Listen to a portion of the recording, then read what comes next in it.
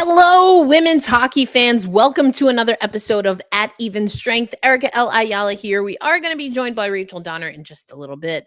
But Happy New Year. That's right. It is 2026. It is also very cold here in Tulsa, Oklahoma. I've got my Four Nations face-off hat. Actually, Rachel gave this to me because I'm freezing in here, and I want to turn on that heat too much. But how was your new year? What resolutions do you have? What's good in your hood? Let us know in the comments if you are watching with us live. I mean, did you see that game? Vancouver getting a big time win over Boston. We're going to talk about that. Seattle got a win today. Ottawa got a win today. So a lot of teams that Rachel and I have been talking about, even since the off season, how are they going to fare? Teams that have been struggling, we saw them get wins. So what does that mean as we're a quarter, for some teams, nearly a third of the way through the season? What does that mean for the PWHL, for women's hockey? We're also, of course, going to talk about the Olympics because we know that Team USA announced their rosters. We have Finland and Japan that also announced their rosters.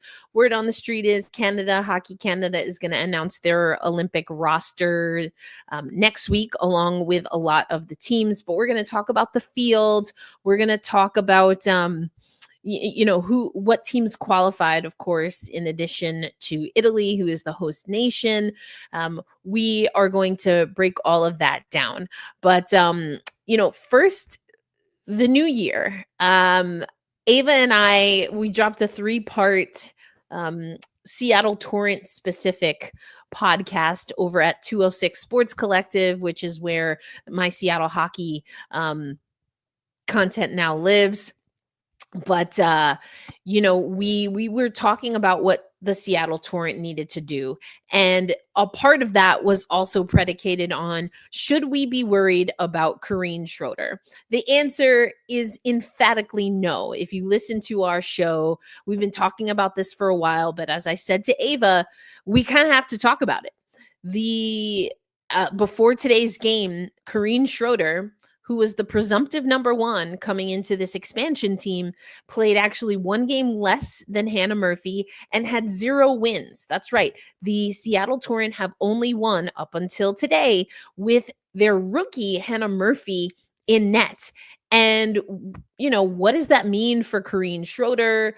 It's a little bit more of an equitable split than I thought we were going to get, but Hannah Murphy's been playing really well. Even on the broadcast earlier today, they were saying there's not really a number one in Seattle. Well, Corrine Schroeder, as Ava Wood, aka 365 Hockey Girl, and we've been talking about that, what we've been seeing is that maybe it wasn't complete shutout Schroeder as we've seen in the past, but Corrine Schroeder was definitely, and honestly, all goaltending. So Hannah Murphy and Corrine Schroeder have been playing well enough to get wins. It's just that Seattle hadn't really been scoring. We know they had that 4-goal breakout game, and that was pretty much what we were seeing offensively from them. But in today's game, we got goals again from that third line. Lexi Agia, Natalie Snodgrass, and Michaela Grant-Mentis, who is going to join the 206 Sports Collective. We have an interview lined up next week. So once we secure the interview, I'll let you know when we're going to air that. But the third line, they were talking on the broadcast how just not getting a lot of productivity other than that top line. And it's been very true.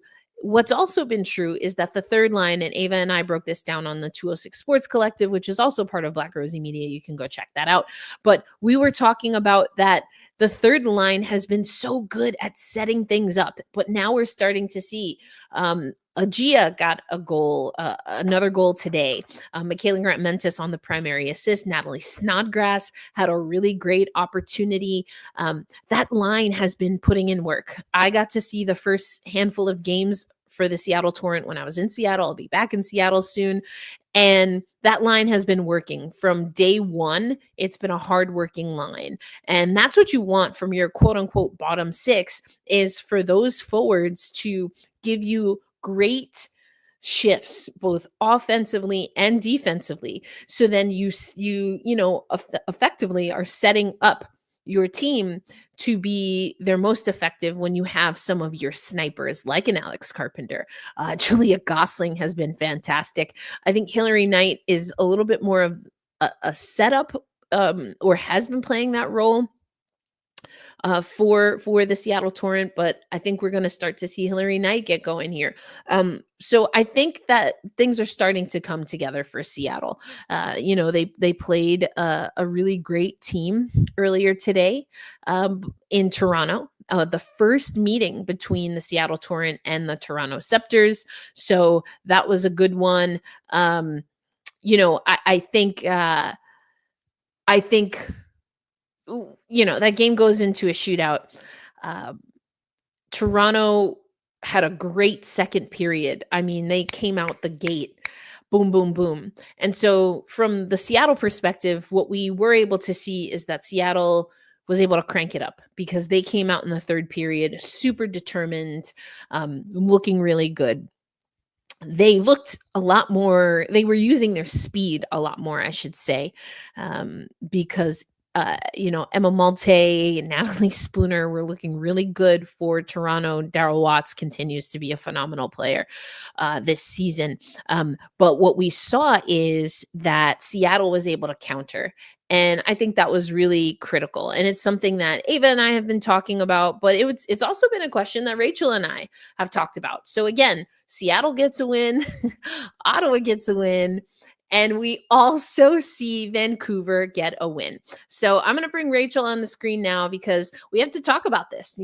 As we're getting, a quarter, a third of the way through, depending on the teams, where do these teams stand? And were we right or wrong about some of our predictions? Y'all know I've been pretty bullish about Vancouver, and I had to come up with a thumbnail because this is a live show before the end of the game. And I was like, I'm going to make it a question because the way that game was going, I was like, are they going to bomb out or are they going to overcome? But let's bring in Rachel, who is also at some PWHL action this weekend in New York. But Rachel, Happy New Year. Happy New Year. Sorry, better late than never. Hey, you made it. You made it. I know we had a little bit of technical difficulties on our side. So we got the party started just a little bit, just to tee it up, because, I was talking about that Seattle game.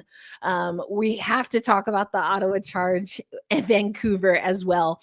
But one of the things that Ava and I talked about on the 206 Sports Collective, our Seattle focused hockey, is, New York. New York has been quite the team. So it's 3 consecutive wins, I believe now, Rachel, right? That is correct. Including 2 to end 2025. And then they start 26 with a win. I know you were at their most recent game where the one and only Madison Packer made her broadcast, I should say, her PWHL broadcast debut. She did do some broadcasting in the PHF. Actually, at that last ever PHF game, we were both working that game. Anyway, so what can you tell us about the New York Sirens, and why was I wrong? Because we knew this was going to be a young team. We knew that this was a rebuilding team. But I've said before that this front office, and by extension, the coaching staff, had a lot to prove to me, because Abby Rock, Ella Shelton, Corrine Schroeder, Alex Carpenter, all these names, all this talent walking out the door, and they couldn't win with that. So what can you possibly do, right? How do you correct the ship? What do we know as we head into the 2026 portion of the season? What do we know about this New York team and why they've been able to collect these wins? Yeah, I think there's 2 main reasons here. Number 1 is Kaylee Osborne, right? Because, and I will absolutely admit to having some doubts about her as the number 1 because we just hadn't seen it. We didn't have the evidence to show that she could carry a team, but Greg Fargo believed in her. And I think his trust was well placed because she has been tremendous. Now, she has played every single game for the New York Sirens this season. It is the only team that has not played a backup goaltender as of yet. And in the first period of the most recent game, there was a little bit of a bump there where a trainer had to be brought out, and she was fine and she finished out the game and she played great. Like, no question there. But in the previous game, she had shut out Vancouver, right? And then they won against Montreal 4-3. I think, I asked Greg Fargo post game. I was like, look, did that incident like maybe change your thought process about whether or not to play her in the next couple of games? And he said no. I mean, wild, absolutely wild there. But I think it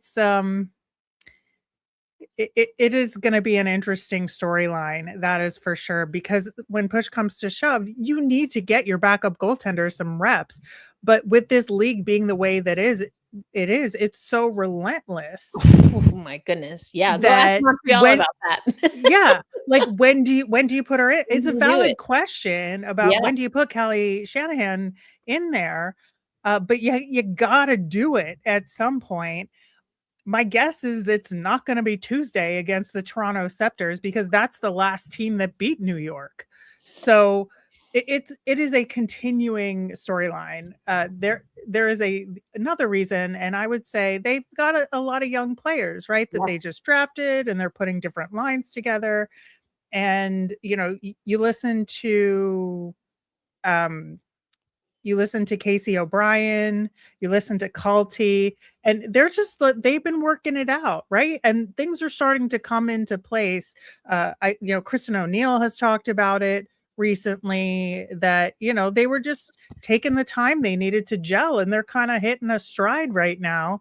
And lo and behold, they're in a playoff spot. And I don't I it's working for them. Whatever they're doing is working for them. Yeah, it's so interesting because as you're talking, I mean, it kind of sounds like what the expansion teams are going through, but this is not an expansion team. This is an Right. original PWHL team, but they are going through a full-on well, I don't know if they'd call it a full-on rebuild. We'll give them the benefit of the doubt and use the old New York Liberty term and say it's a hybrid. It's a hybrid rebuild.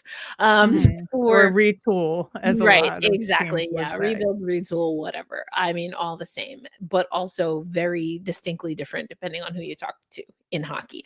But anyway, the point is that, as you said, they're tinkering away. I think what they became known for, as you mentioned, of course, is goaltending, but also just being fast and relentless. This is a team that if you give them too much space, too much time, they're going to score in bunches on you. And that's something that some of these other teams have not been able to do. Vancouver being one of them, who we'll Yeah, talk about. and the other thing about the Sirens that's so fascinating to me is that they are probably the least physical team in the league, Mm, right? They are a skill team, mhm. and, you watch them all game long get knocked off the puck, but when they get down there on the rush and they make something happen, they're it's it's really, really magical sometimes, right? And they're getting secondary chances because of their creativity and the skill that they have. And then, they've got Kaylee and Net just backstopping. You look at that last game against Montreal, who Montreal got 45 shots on net Oh, and they lost. that I So mean, yeah, that's being you got goalied there, Montreal. I'll say. That's huge. That's huge. And of course, it begs the question, like you said, where does the relief come when it comes to Osborne? And that's everything from practice to games.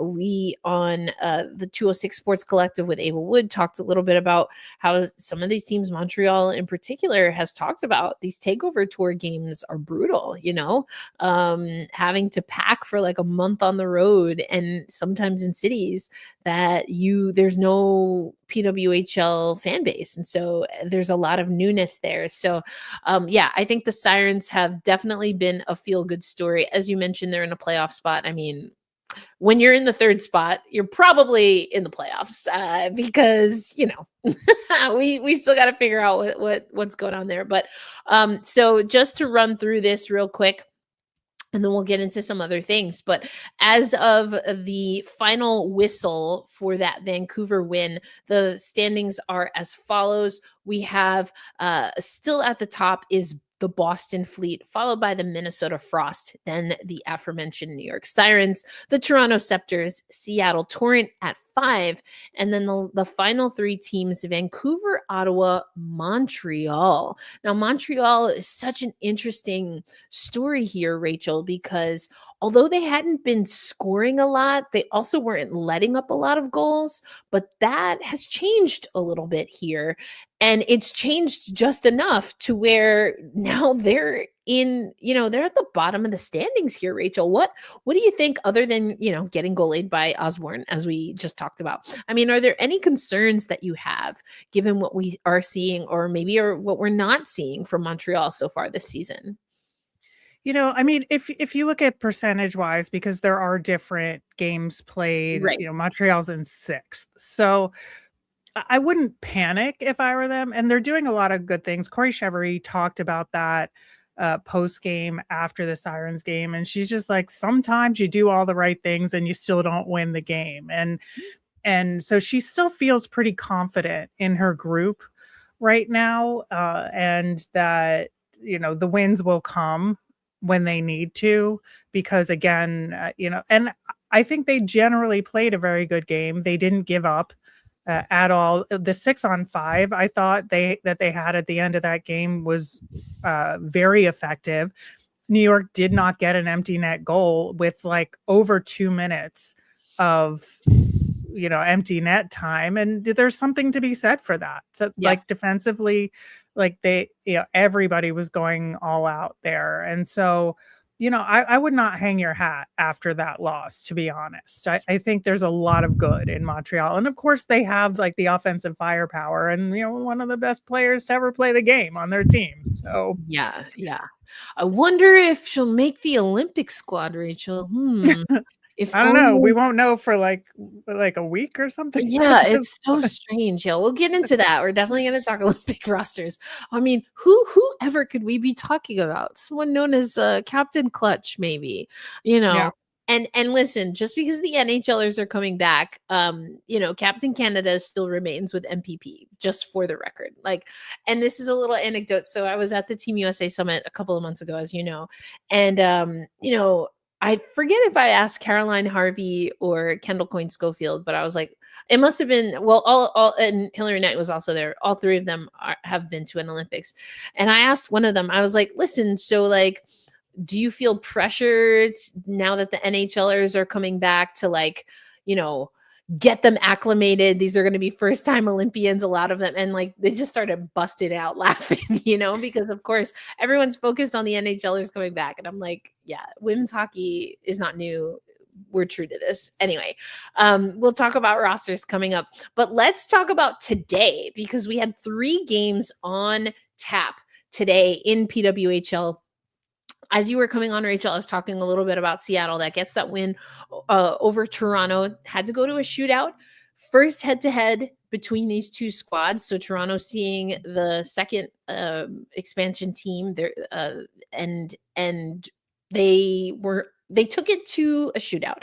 And I thought that this was a really interesting game because Seattle had the momentum early on. As I said earlier, Toronto had a great second period, but then we were able to see Seattle, really, really get that momentum back in the third. But what stood out to me is someone who we absolutely know will be an Olympian once again. Alex Carpenter becomes the first U.S. player in PWHL history, behind the aforementioned Marie-Philippe Poulin, who is not from the United States, is from Canada, just to be clear. But Carpy hits the 50 points mark in this overtime shootout win. And Alex Carpenter, I'm sorry to say it, Sirens fans, I'm sure you don't necessarily want to hear it, but Carpy's been looking pretty good in Seattle.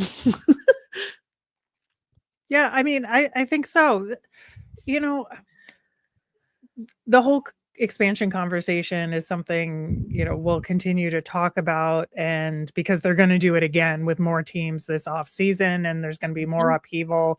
And that's just something that's going to be like part of the league for the next couple of years, I think. Although I would hope maybe after next year they stop, but just to let things settle. But people are just going to move around, and I appreciate what Alex Carpenter did in New York, but I think having her in Seattle is good too. I think having a player like her on one of the expansion teams is really important for the league overall. So I don't think anybody's mad about it. I think that Seattle has a lot of potential.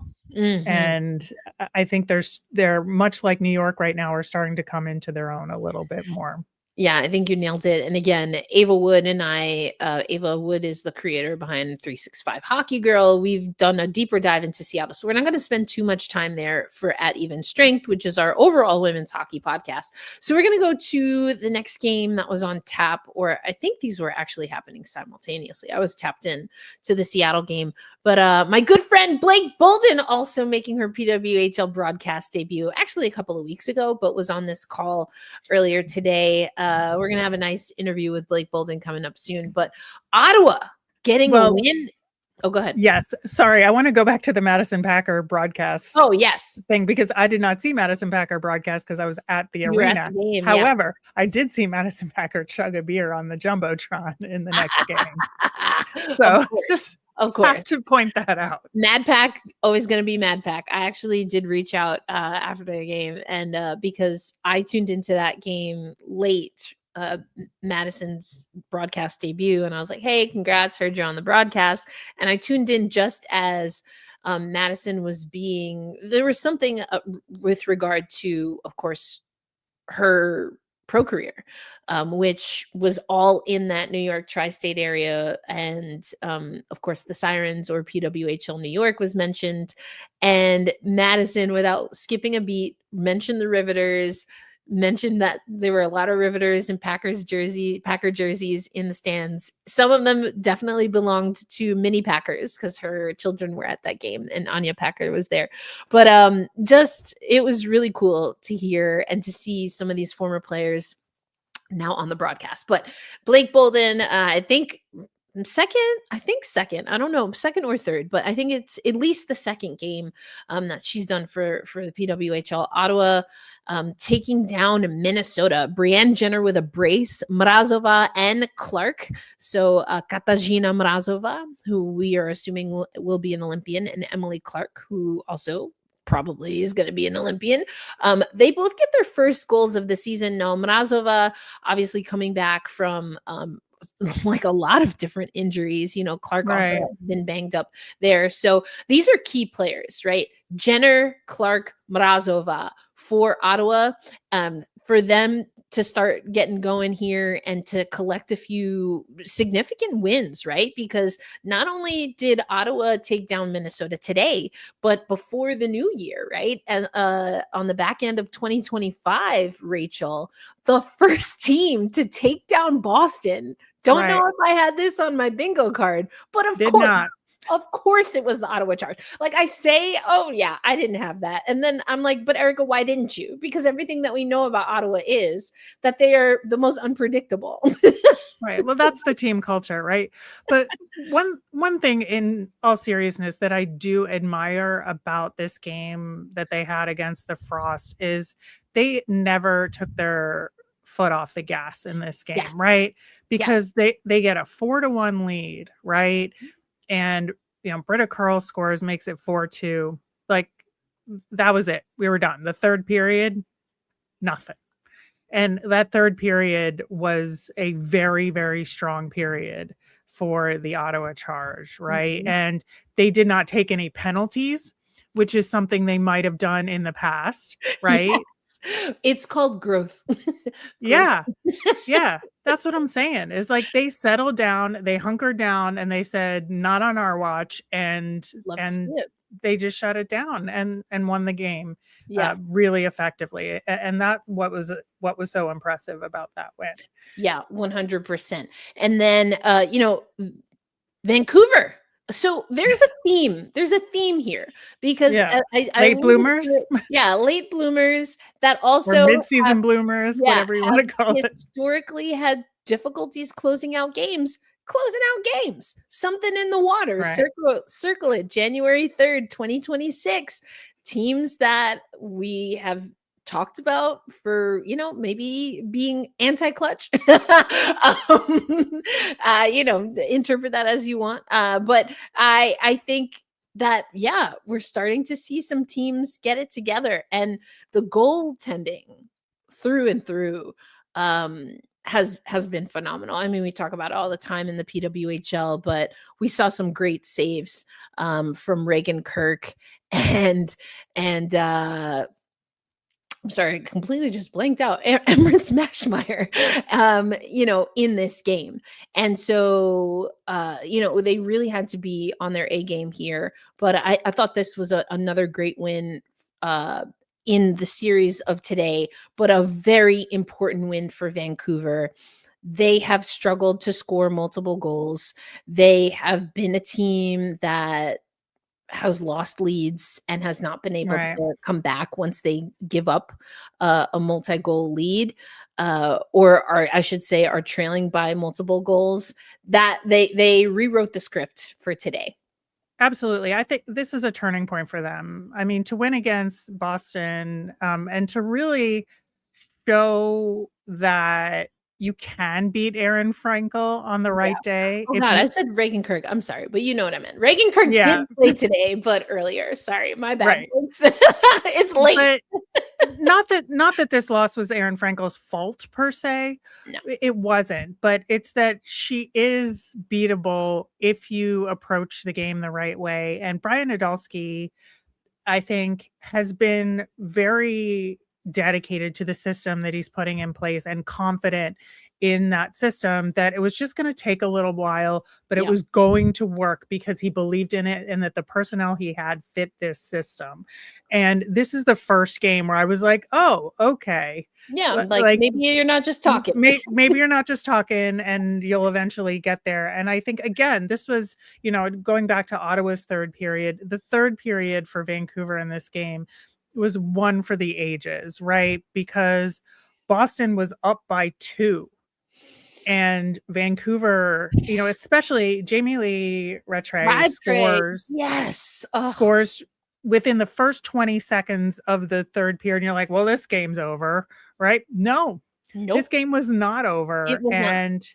And you had key players and veterans stand up, and Claire Thompson, Sophie Jakes steps up, and then Izzy Daniel, who had one of the best games I have ever seen from her. Like, let's be real. Huge. I was so impressed. I mean, Hannah Miller got player of the game. I would have given it to Izzy Daniel, Yeah. but I was just super impressed with that effort by Vancouver in the third period. And I think, it bodes well for them, and they should have good momentum going forward. Yeah, and I think you nailed it when you talked about Idalski's been saying effectively, to summarize, just stay the course, right? We believe in Mhm. what we're doing here. And again, Ava and I on the 206 Sports Collective were talking about that because there's something admirable in saying that and meaning it. And there comes a point where you have to start, at least, in back rooms, right? Or in front offices, asking the question, for just asking the question, is this still the right approach? Are we still going to stay the course, or are there things that we need to tweak? Because a huge storyline, of course, with Vancouver is that after that great showing against Seattle in their first ever game, the two expansion teams going head to head in game one. Sarah Nurse gets hurt in that game, and we haven't seen Nursey since. And that's a huge piece to be missing, right? And so the storyline is, how do you replace Nurse? Too long didn't read. You don't. You have to get contributions from other people. And it seems as though Vancouver has been steadfast in the vision that they had and wanting to see how far they can get with the pieces that they have in the positions that they intended them to be in before perhaps introducing other changes and maybe even overcorrecting. Now, this is just one game. You can look at that on the positive side, and you can look on that as the side, an opportunity for growth. The fact is, it's one game. It was a really good game, a really good outing, a really good showing. And now, how do they bottle this up, right? I think that's a good question here. That is an excellent question. And honestly, it's the same for all of the teams that won today. Seattle, Vancouver, and Ottawa. And so that leads to, we kind of did some of this, but I want to get specifically, we're going to use the stock up, stock down, and we're going to go through the teams again, because I'm curious to hear from you. And if you were watching with us live or even on the replay, drop in the comments what you think. But we're going to do stock up, a team that you think is on the rise, and a stock down. So not power rankings. Ava and I usually do our power rankings, and we have very different approaches to power rankings. So this is just going to be in this flash moment after the games today, early in 2026. Rachel, stock up or stock down on these teams. We're going to start with Boston. They're at the top of the Boston. Hello. Boston. There we go. That's more like me. We're going to start with Boston. Are you saying they're stock up, stock down, or are they maybe somewhere in the middle as of right now, Rachel? Yeah, you have to say down, right? It's not that it's bad. It's just down from what it was. Right. When you were undefeated and then you're not. There you go. Yeah. I agree with you. It's stock down, but again, the stock was so high that it's almost like where else are you going to go? Right. Exactly. Yeah. So we agree there. Maybe showing a little bit of wear, but also I think teams are just being much more relentless, right? I mean, again, Aaron Frankel, I said Reagan Kirk earlier. Reagan Kirk also had some phenomenal saves earlier, but yes, Aaron Frankel had some great saves against MASH today. And I think it's just that it's going to, teams are they got a little hope, right, when Ottawa got that win, and now they're peppering. That's exactly what Vancouver did. I mean, they kept that zone in the third period. They were really tiring out that Boston defense and putting them and hemming them in the zone. So anyway, I agree with you there. Okay, the next team we'll talk about is Minnesota, and they're interesting because the snapshot right now, as of when I recorded with Ava a few days ago, I think was a little bit different, but are you going to say, I'm going to let you go first here, Rachel, stock up or stock down on Minnesota? I'm going to say level. They're just consistently good. They have clunkers every now and again. Yeah. Right. Yeah. And people can find their way around them. They have off days, but they're consistently good. Yeah. And they never have high highs or low lows. So sounding until the playoffs. Well, and then I was going to say, well, they're sounding like the two-time champions. I mean, because honestly, this has been Minnesota for the last 2 seasons. Yeah. At any given time, you're like, this is the best team in the world, or at least in the PWHL. And then you're like, oh, I don't know about that. You sure about that? You sure about that? What's going on? And then, Lee Steckline starts scoring towards the end of last season to help them get a good playoff position. So I'm with you. I think they're about level. There's been ups, there have been downs, and yet somehow they're right now, I think, one of the more steady teams, and consistent in what they give. Okay. New York, I think we both kind of said it, and they are the only team right now on a 3-game winning streak. So we're going stock up, right, for New York? Absolutely. Yeah. Absolutely. 100%. Yeah. We talked a lot about New York. So let's move on to Toronto. Now, okay. I'm gonna let you go first here as well. Toronto Scepters, stock up, stock down. What are you thinking? I want to say down, but it's only slightly so. I feel like they're another team that's not going to get too low, right? They're always going to Mhm. find a way. That's why this next game against New York is going to be fascinating, right? Mhm. Um, I think that it's just going to be huge for them to kind of get back, on the up and up, and they'll be at home.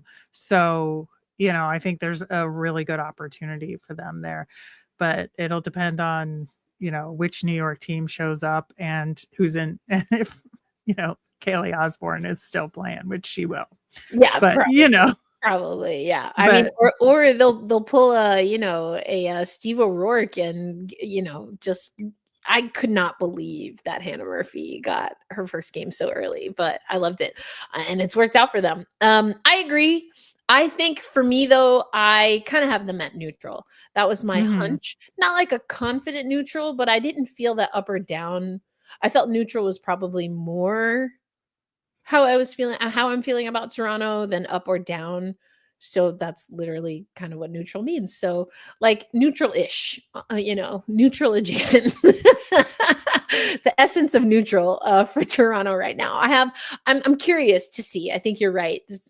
They've got a good slate coming up. Montreal, I mean, they dropped 4.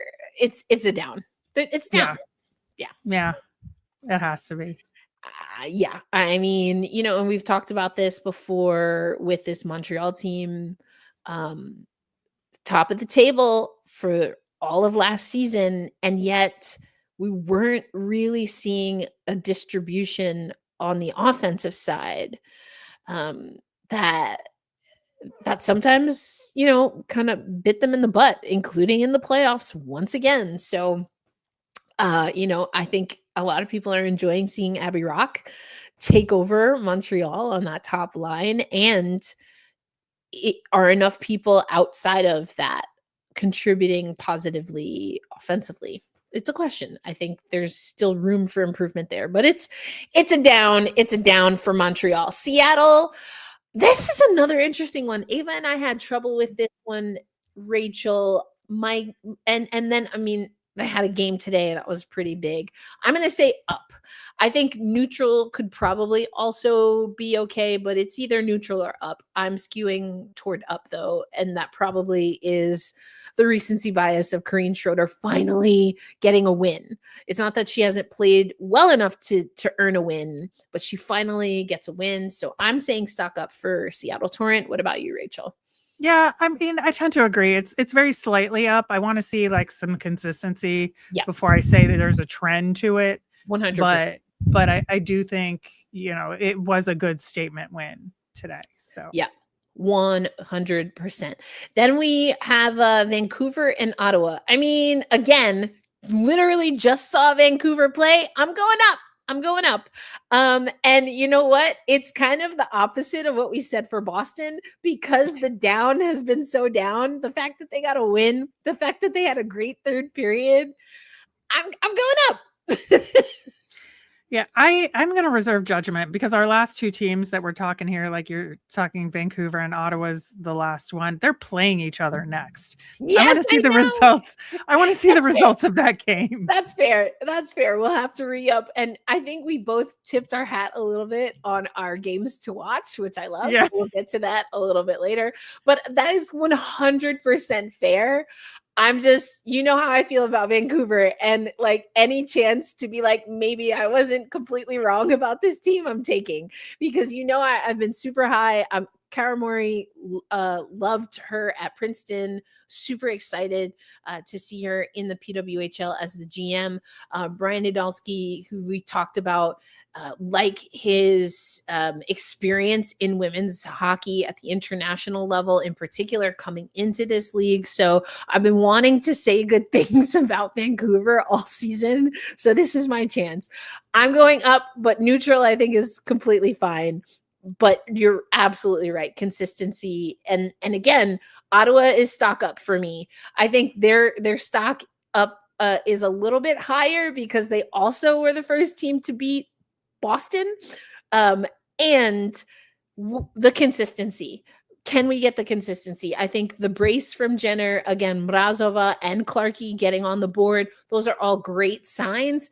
And they have a lot more work to do to show that they can be a consistent team.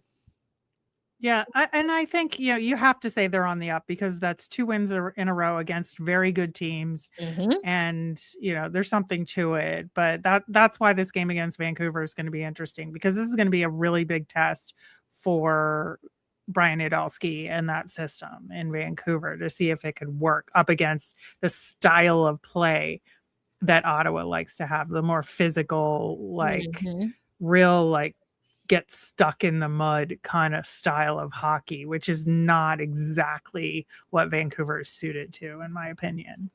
Yeah, I think you're right there. And Ottawa is a team where we're expecting they're going to have a lot of people that are headed to Italy for the Olympics, including, of course, Carla McLeod, head coach. We don't officially have rosters for a decent amount of the women's field, which is a little wild. Give me the Czech roster. I'd like Give it to me. I'm saying, like, I just need to know.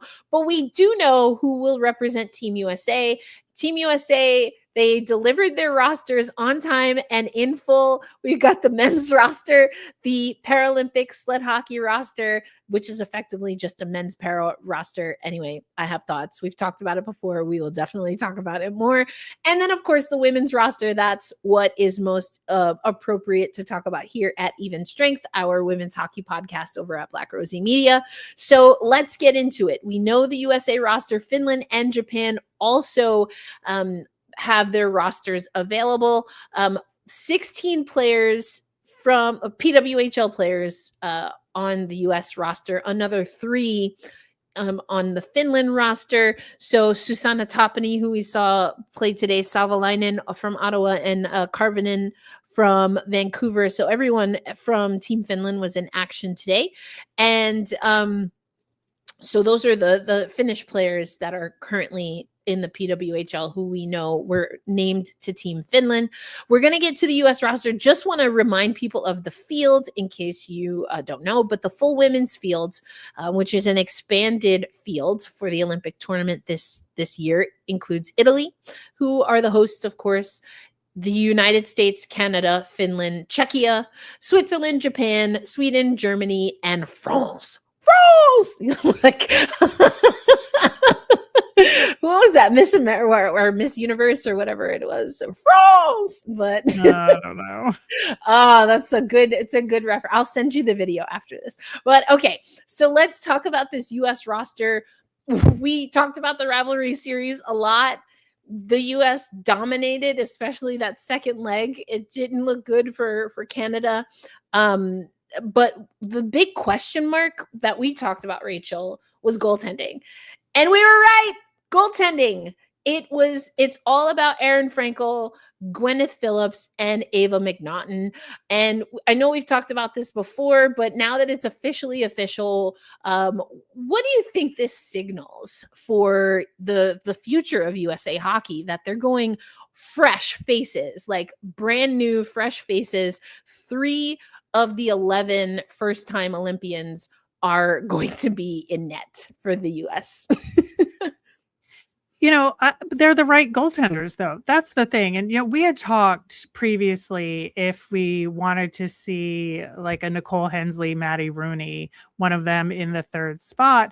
Right. And, we said, at least to my recollection, what I said was, I could be totally off base, but to my recollection of what I said was that, if you want to go by reliable, you pick one of those 2, right? That Yes. it's a known entity, it's reliable in case of emergency, right?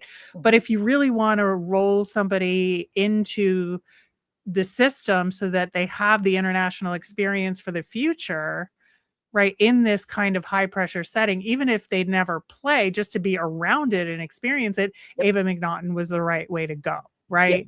Yep. And that's what they did, and I appreciate that. And that's why I appreciate this USA roster a lot. You could quibble, but I honestly don't have any complaints about it at all because they were tough choices to be made. Mm-hmm. And I don't think that you can, without hindsight, like make any huge corrections here. I think it's pretty solid. It's a good mix of veteran and newer players, but the newer players all have significant experience and they're all elite hockey players. So, like, what are you going to do differently, honestly? Yeah, it's really interesting because obviously 16, right? I think it's 16 PWHL players, but there's also, what is it, five? I think um 5 or 6 NCAA players. So you have, let's just go through it. You've got Ava McNaughton, who we mentioned, Wisconsin goaltender. Then you have Caroline Harvey. You have Layla Edwards, that are both at Wisconsin. You have Sims from Wisconsin. Also at Wisconsin, yeah. Yep. And then who am I missing? Oh, Joy Dunn, right? And Janicki. Right. So And then you also have Abby. Oh, I'm sorry. Oh, just like the most phenomenal player that we couldn't stop Right. talking about. Abby Murphy. No Exactly. big deal. Yeah. So I mean, so not only are they going young with some of these players, so 11 newcomers, but 6, I think that was 6 that are currently in the NCAA. But these are players, Rachel, that if we had any questions, it wasn't with any of those players, in my estimation. I mean, we knew for sure Abby Murphy was making this squad, right? Caroline Harvey is not a first-time Olympian, but is an NCAA player. Pretty confident that KK was going to be on this team. Layla Edwards, I mean, don't even get me started. I was so excited about Layla Edwards. I didn't even take my hair bonnet off before I recorded a video about her making the team, because that's how important it was. I was like, pride be damned. This is what I wear to sleep. Thank you. Most nights. But that, I think that the young talent on this squad is in some ways kind of reminiscent of what, like, Olympic squads of yesteryear used to be. And in some ways, it almost seems like we're skewing to more pro experience being important. But it's also weird because there's like this, I mean, we talked about this I have so many thoughts here. So we'll leave that for another episode because we still have a few other things to talk about. But I just think it's really fascinating. And I think the United States has proven that, or I think they can prove that they really got the timing right on getting a good balance of veterans. Like, again, Hillary Knight, this will be her 5th Olympic and last, according to her, right? Yes, we have it on tape that she will not be returning, at least to the national team. So she's in like super Diana Taurasi kind of territory here when it comes to the United States and national teams. But are there any surprises? Someone who I thought maybe was going to be a bubble player that does make this squad is Haley Skamura. I think for me, I wasn't like, oh gosh, I can't believe Skamura is on this squad. No, absolutely not. Haley Skamura seems to be someone that USA Hockey has a lot of faith in. Great storyline, first player to come through a pro league and make her USA senior team debut after already being a pro when she was playing for the Buffalo Beauts. So that's a great story. As far as snubs, I don't know, Rachel. I found it hard to kind of use that terminology when thinking about this US roster, because I'm not sure I feel strongly that there's someone who should be on this roster who isn't. That's the thing, is like, if you go to the men's side, there's like snubs all around because there's like galaxy brain going on the men's side. But like the women's side, it's just so matter of fact, right? Yeah, I agree. And there's more good players that deserve it than there are spots, and choices will be made. And I don't think any of the choices were bad choices. Would I have liked Savannah Harmon on this team? You bet. You absolutely bet. I love her. I think she's super effective. But then I look at the list, I'm like, who do you leave off? I don't know. Yeah, right? You can make an argument, maybe Rory Gilday, right? But then you want the younger players there exactly. to Yeah. gain, and I like what Rory brings to the table too. So Mhm. it's just one of those things where I don't think I want to quibble with the decision that was made. And, you know, this is where the kind of order of operations of the team announcements get spicy and fascinating because, Hockey Canada can look at this list and say, are we reactive to this list, or are we just doing our own thing? And that's so interesting because I honestly, I don't know that I've ranted about this, and so I apologize because we're already like almost at an hour, but this might be the time. I don't understand. I don't understand how or why and who made the decision to announce the Olympic rosters the way they have. It has been so piecemeal, and I feel like it's Yep. all to cater to an NHL audience, but this makes no sense because when you play international tournaments, your rosters are due at a certain point in time, and we're already beyond that. So you mentioning that Hockey Canada can maybe look at this, and so one is Like, that did they even admit it and they're just sitting on right? it? And that's why I'm like, okay, this is when I rant because is that what they're gonna do? Is that what they're gonna do? But then why have a deadline? You know what I'm saying? Like, why do you have to submit a roster at a certain time and it goes through, the international body is still IIHF, even though this is an Olympic tournament, but you have to qualify through IIHF. So you have to submit those to IIHF, have them for the Olympic roster. And so, yeah, is this a situation where Hockey Canada already has their roster and they're just not making it public, which okay, that's a choice. I don't completely understand it. But sure, do you, boo, right? Do you? Because they announced the men's roster. So again, the Yeah. men's roster was announced on time. What's going on? The only Well, other and that thing what was interesting is that in the past, Hockey Canada has done the thing that USA just did in announcing the men's, women's, and para at the same time, right? Hockey Canada has done that, but they didn't this time. Why? why? Right, I exactly. don't know. Even though there are promos where they have one representative from each of the teams, Marie-Philippe Poulin has gone on the record multiple times, and it's like, they're doing the whole "we are one team" thing, and then they're like, "Oh, ha, but we're just gonna announce the men," and like maybe sort of tell you, when we might announce the other two teams. It's just strange. Listen, the only way that they're gonna gain any traction with me on this front is if the women's team gets announced and every single one of them is wearing the fleece from Heated Rivalry that Shane is wearing at the Sochi games that people are demanding that they produce. Oh my That's god, it. that would That's be how they win me hilarious. over. That's how they win. Maybe that's what it is. It's just there's a backlog, right, on the They're fleeces. waiting for those fleece to Right. get Oh my produced. gosh. What is their like Macy's or whatever? What is it called? Like their big department store that usually they partner with for Olympic stuff. I'm not Roots? Canadian. Not Roots. It's oh gosh. And they Canadian Tire?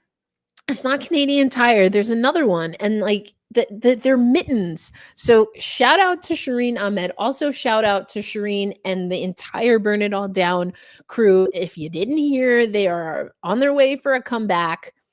So Love that. just saying, you got to check it out. We stand. We got to. Well, I know Lindsay Gibbs, but we met Lindsay. We ran into Lindsay Gibbs at the Raleigh Takeover tour. That was One of awesome. the best. One That of was the awesome. best. Made our little 2025 rap video. But anyway, losing the plot here. It's like something goose something. I don't know. Anyway, Oh, Canada Goose? is it no, it's not.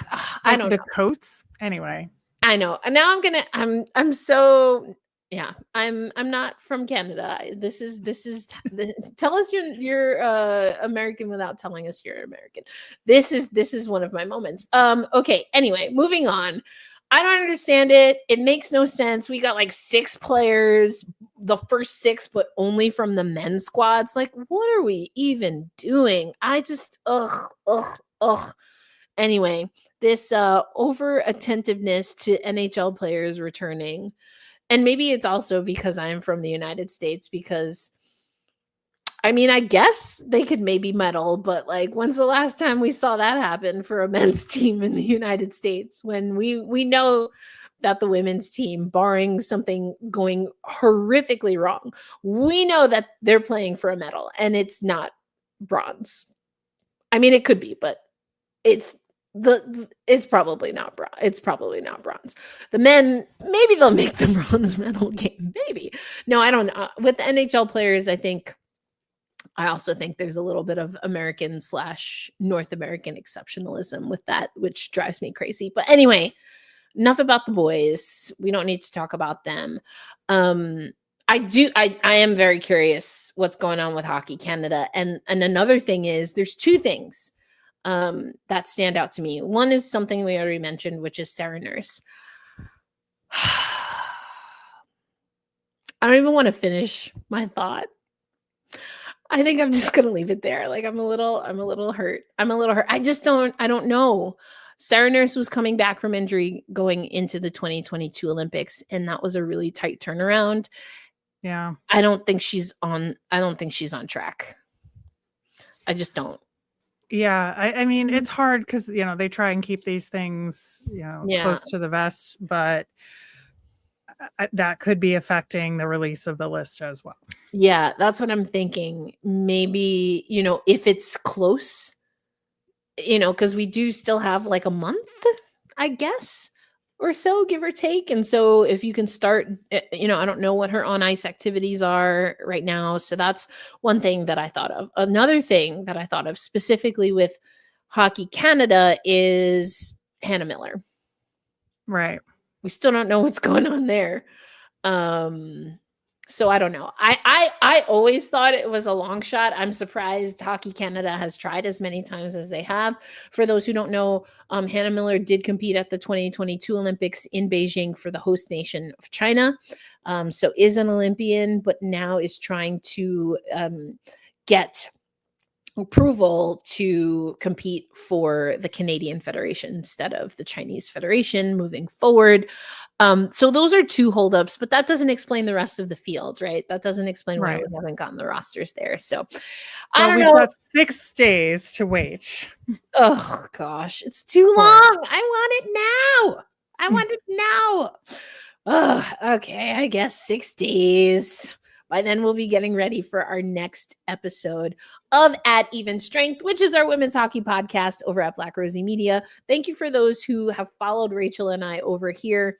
We've been covering women's hockey, well, for quite some time. Rachel's got a few more years than I do in the books here, but we also have been trying to bring women's hockey podcasting, comprehensive women's hockey podcasting, to the interwebs, at least since 2022, when we tried our hand at podcasting then, when I was in Beijing and you were in the States. Fun times. Sleepless nights doesn't even begin to cut in. But it was so much fun. And shout out to the best. And Kimmel, y'all were holding it down. That was so much fun. So we're going to do it again.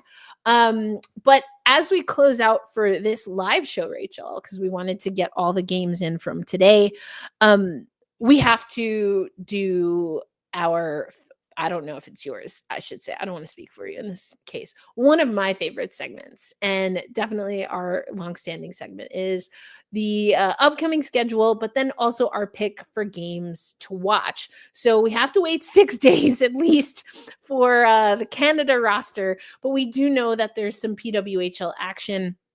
We continue on here. We are recording on January 3rd. It's almost the 4th. So we still have a game this weekend. Minnesota and Montreal will take the ice 2 p.m. Eastern Standard Time. We've had a lot of takeover tour stops, but this will be at Montreal's home ice at Place Belle in Laval. Then on Tuesday, January 6th, New York will take on Toronto. We've talked about that one a little bit. On Wednesday, January 7th, Seattle will ship up to Boston, or over to Boston. And then on Friday, January 9th, which will be the last game right before likely our next recording, Vancouver will take on Ottawa. So that's the upcoming schedule. What, Rachel, is your game to watch and why? What do you think is going to be the game of the week? I mean, it's got to be New York at Toronto for me. I think that, the 3-game win streak is on the line for New York, and Toronto wants to hang. And if they're going to hang, they have to win this game. So I really think it's going to be a barn burner.